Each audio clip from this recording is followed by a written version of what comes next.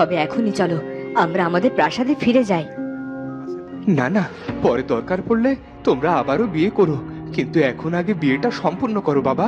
তুমি শেহজাদিকে এখনই মালা পরিয়ে দাও।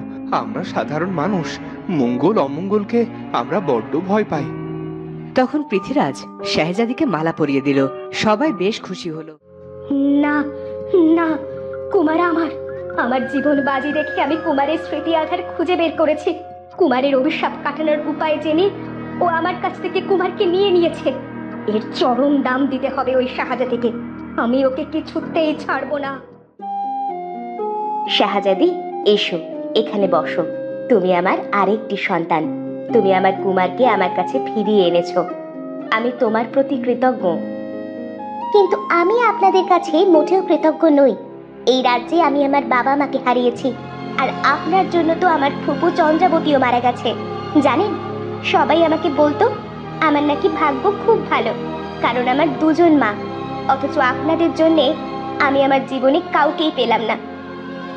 শাহজাদি, তোমার বয়স কম, তুমি ভুল বুঝছো। আসলে এসব ঘটে গেছে। আমাদের জীবনে তো অনিচ্ছাকৃত এমন অনেক ঘটনাই ঘটে যায়, তাতে কারো হাত থাকে না। আমাকে দয়া করে কিছু বোঝাতে আসবে না। আমার যা বোঝার আমার বোঝা হয়ে গেছে। আপনার সাথে আমার কোনো সম্পর্ক নেই। তবে হ্যাঁ, পৃথ্বীরাজের কাছে আমি কৃতজ্ঞ। সে আমাকে আর আমার পিতাকে ডাইনির মায়া থেকে উদ্ধার করেছিল। তবে এখানে আপনাদের সাথে আমি কিছুতেই থাকবো না। এভাবে কেন কথা বলছো? আসলে শিক্ষা যাবে কোথায়? বনের মধ্যে বাস করতে তো, তাই কিছুই শেখনি। আর কখনো যদি পরিণীতা মায়ের সাথে খারাপ আচরণ করো তো তো কি এখন কি তবে তোমার শাসনে চলতে হবে? ভুলে যেও না আমি শাহজাদি আর রাজবধূও বটে। তাই আমার সাথে কথা বলতে আসলে আগে গলা নামিয়ে ভদ্রভাবে কথা বলবে। কি হচ্ছে এসব? এটা তো প্রাসাদ। এখানে দয়া করে অকারণ কলহ করো না। আর শাহজাদি, তুমি নিজের মনকে শান্ত করো। যা ঘটেছে তাতে আমাদের সত্যি কারো কোনো হাত ছিল না। ইরাবতী, এসো, আমার সাথে এসো।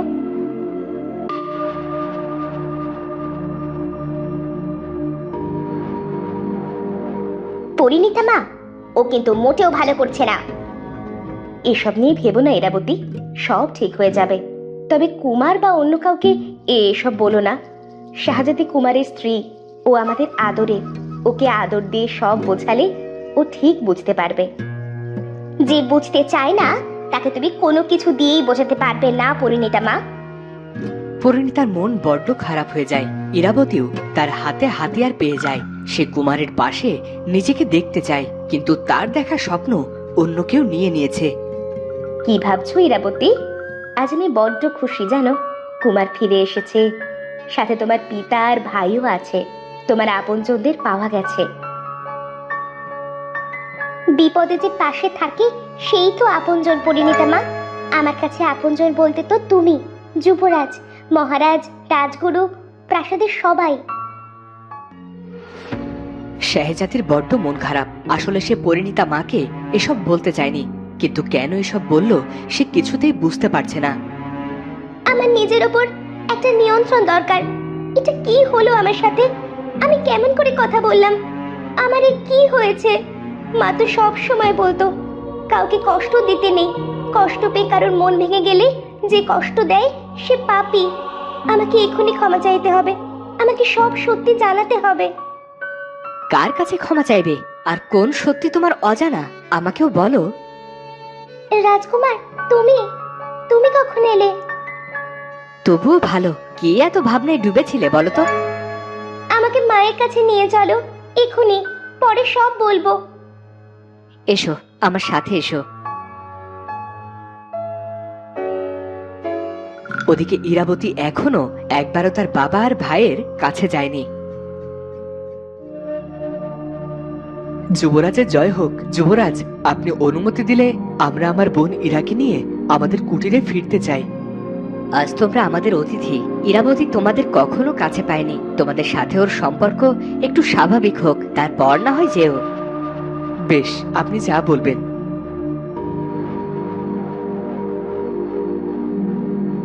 রাজপুত্র পরিণীতার কাছে গিয়ে ইরাবতীর ব্যাপারে কথা বলতে শুরু করলো। ও তো আমাদের ছেড়ে যেতেই চায় না। ও থাক না আমাদের সাথে। আমরা ওকে বড় করেছি, ভালো করে রাজপুত্র পেলে না হয় ওকে আমরাই পাত্রস্থ করে দেব। কিন্তু কাঠুরিয়া ওর নিজের পিতা, তারও একটা মতামত আছে। মেয়েকে নিয়ে তারও ভাবনা আছে বই কি। ইরাবতীকে ডাকো, আমি বোঝালে ও ঠিক বুঝতে পারবে। বেশ, তুমি যা বলবে। আরে শাহজাদি, পৃথ্বীরাজ, তোমরা এখানে? ইরাবতী আড়ালে ওদের দেখতে পেয়ে আড়ি পাতল। মা, আমাকে ক্ষমা করুন। বিশ্বাস করুন, আমি এসব বলতে চাইনি, কিন্তু আমার নিজের উপর কোনো নিয়ন্ত্রণ ছিল না। আমি আপনাকে কষ্ট দিয়ে থাকলে আমাকে ক্ষমা করুন। আমার মাকে তো আমার মনেই পড়ে না। আজ থেকে আপনি আমার মা। হ্যাঁ, পুরনো কথা মনে না রাখাই ভালো। এই পুরো রাজবাড়ির দায়িত্ব পালন করতে গিয়ে আমি হাঁপিয়ে উঠেছি। এখন থেকে কিছু কিছু দায়িত্ব তোমাকে দেব। ধীরে ধীরে যখন সবটা আয়ত্ত করতে শিখে যাবে, তখন আমার ছুটি। না, তা কেন? যতদিন আপনি আছেন সব কাজ আমি কেবল শিখে নেব, এর বেশি কিছু নয়। দায়িত্বের ভারে আমি এত দ্রুত চাপা পড়তে চাই না। আপনি আমাকে ক্ষমা করেছেন তো? মা কি মেয়ের ওপর কখনো অভিমান করতে পারে? এতদিন তো একটা ছেলে ছিল, আজ আমি ছেলের সাথে মেয়েও পেয়েছি। তবে একটা কথা বলি, তোমরা যতদিন সম্পর্কের সাথে যত্ন, শ্রদ্ধা আর ভালোবাসা মিলিয়ে চলবে, ততদিন কেউ কোনো ক্ষতি করতে পারবে না। সম্পর্কের বাঁধন টিকিয়ে রাখার দায়িত্ব বাড়ির মেয়ে বউদেরই। মা, ইরাবতী কোথায়? ইরাবতী একবারও আমার কাছে এলো না দেখা করতে। ও কি ওর ছোট্টবেলার বন্ধুকে ভুলে গেল? ওই তো তোমার স্মৃতি আধারে রাখা স্মৃতি উদ্ধার করে তোমাকে আমাদের কাছে ফিরিয়ে এনেছে। ও তোমার একজন সত্যিকারের ভালো বন্ধু। এসব কি হচ্ছে? আমার মায়া এত দ্রুত শাহজাদির ওপর থেকে চলে গেল কেমন করে? সবাই মিলে গেলে আমার কি হবে? সবাইকে তো আমি এত সহজে এক হতে দেব না। আমি কুমারের স্ত্রী হতে চেয়েছি। শাহজাদিকে আমি টিকতে দেব না এই প্রাসাদে। এদিকে ইরাবতী তৈরি করলো এক গভীর ষড়যন্ত্র। ইরা, মা, তুমি কেন আমার কাছে আসছো না? কেন আমার সাথে কথা বলছো না? এতদিন পর যখন জানলাম আপনি আমার পিতা, আপনাকে মেনে নিতে তো আমার একটু সময় লাগবে। তাছাড়া আমার মা পাতালপুরীকে জাদুকর কাটাপ্পা ভৈরব যখন হত্যা করেছিল, তখন আপনি কোথায় ছিলেন? আমার মায়ের হত্যার সাথে যে আপনার কোনো সম্পর্ক নেই, তা কে বলতে পারে? ইরা, বোন, তুমি বাবার সাথে এভাবে কেন কথা বলছো? কুঠিরে ফিরে চলো বোন। আমাকে আদর করে ডেকে নিয়ে গিয়ে আমার মায়ের মতো আমাকেও বলি দেবেন না, তার কি কোনো ঠিক আছে? আমি আপনাদের বিশ্বাস করি না। দয়া করে আসুন আপনারা, আমাকে আমার মতো থাকতে দিন। ইরা, তুমি এভাবে কথা বলতে পারো না মা। সত্যি কথা সকলের হজম হয় না, আপনারও সেই দশা। ইরাবতী সেখান থেকে চলে গেল। এতদিন পর প্রাসাদে ফিরে কুমার নিজে এলো ইরাবতীর কাছে। ইরাবতী, আমি প্রাসাদে ফিরে আসায় তুমি কি খুশি হওনি? সবাই এলো আমার সাথে দেখা করতে, কিন্তু তুমি তো এলে না। কি হয়েছে ইরাবতী? এত প্রশ্ন একসাথে করলে আমি কোনটার উত্তর দেব বলো তো? তুমি যে তুচ্ছ কাঠুরিয়ার কন্যাকে মনে রেখেছো, এটাই অনেক। আমি তো তোমার সাথে ছিলাম, তোমার কোনো বিপদে কোনো কিছু না ভেবেই এগিয়ে এসেছি। আর তুমি মায়া বনে চলে গেলে। একবারও আমাকে বলার প্রয়োজন মনে করো না। তোমাকে কত খুঁজেছি জানো?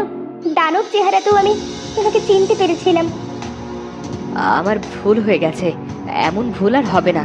এবার তো সব অভিযোগ মিটিয়ে নাও। আমার কি মাথা খারাপ হয়ে গেছে?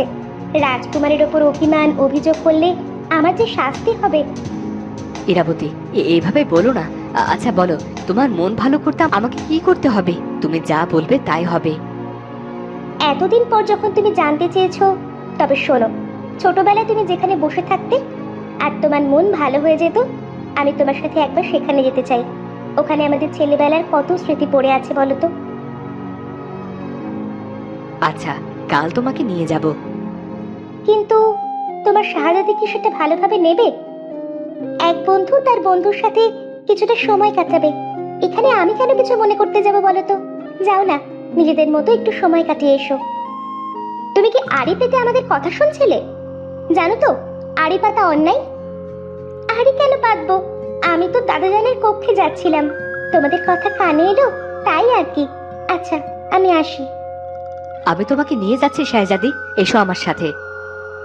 একবার শুধু শঙ্খমালা মায়ের কুঠিরে চলো, তারপর তোমাকে আর শাহজাদিকে কোনো দিন খুঁজে পাবে না।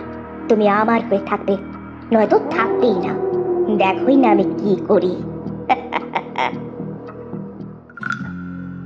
ওদিকে বারবার পরিণীতার চোখের পাতা কাঁপছে। এত সুখের মাঝেও সে যেন কার ছায়া দেখতে পাচ্ছে। কি হলো তোমার? মুখটা হঠাৎ শুকিয়ে গেল কেন পরিণীতা? আমি ভাবছি কালই কুমারকে রাজ্যের ভার দিয়ে দেব, ও সামলাক সবটা, আর আমি তোমাকে নিয়ে একটু ঘুরে আসব। কত ঝড় পাড়ি দিয়ে আমরা একসাথে হয়েছি বলো তো। কুমার এখনো বড্ড ছোট, তাছাড়া সদ্য বিয়ে করেছে, কটা দিন একটু চলুক না নিজেদের মতো। ঠিকই বলেছ, বাবার আদর মায়ের স্নেহ তো আমাদের কুমার পায়নি কখনো। কটা দিন না হয় একটু নিজের মতোই থাক। আমার বাম চোখ কাঁপছে জানো, এত আলোতেও আমি যেন অন্ধকার দেখতে পাচ্ছি। আবার কোনো ঝড় আসবে না তো? সব ভাসিয়ে নিয়ে যাবে না তো? না পরিণীতা, এবার কোনো ঝড় এলে তুমি আর আমি দুহাতে সবকিছু সামলে নেব, কারো উপর কোনো আঁচড় পড়তে দেব না। তো বন্ধুরা, কি হবে এবার? ইরাবতী কি ফুঁদে আটছে? শেহজাদি কি পারবে ইরাবতীর আসল উদ্দেশ্য সকলের সামনে প্রকাশ করতে? সেটা জানবো আমরা পরের পর্বে। আর আজকের ভিডিওটি ভালো লাগলে অবশ্যই চ্যানেলটি সাবস্ক্রাইব করে বেল আইকনটি বাজিয়ে দিও। দেখা হচ্ছে পরের ভিডিওতে। ধন্যবাদ।